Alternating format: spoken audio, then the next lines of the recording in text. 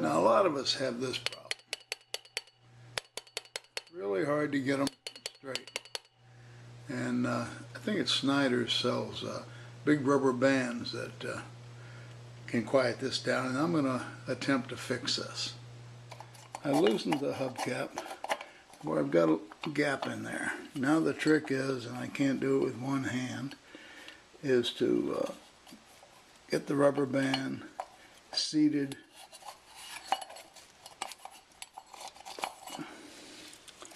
behind the hubcap, between the wheel. Behind the hubcap there, that piece is in.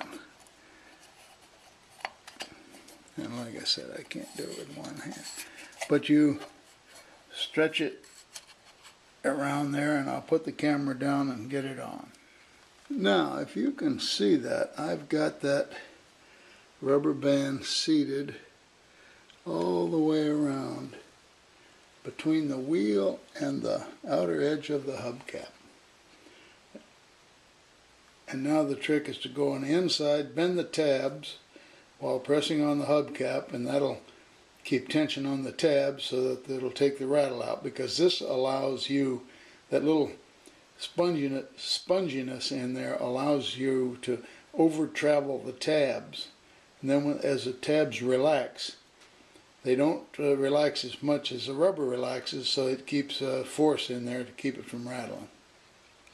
What I did was I laid the wheel on the hubcap, protected with a little rag there, and let the weight of the wheel sit on it and bent a few of the tabs over. And she's quiet as a mouse.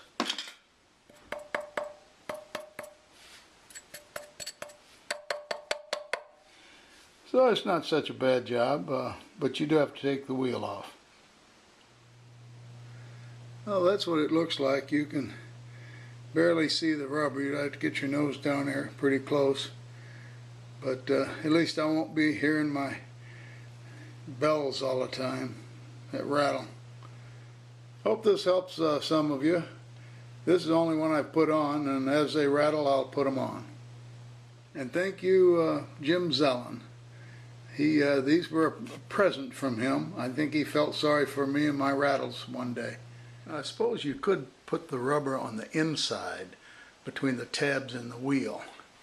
And maybe if I was assembling all new parts, I might try that. That would get the rubber completely out of sight. But that would be a lot more involved, and I'm probably going to use this method on my future ones. Have fun.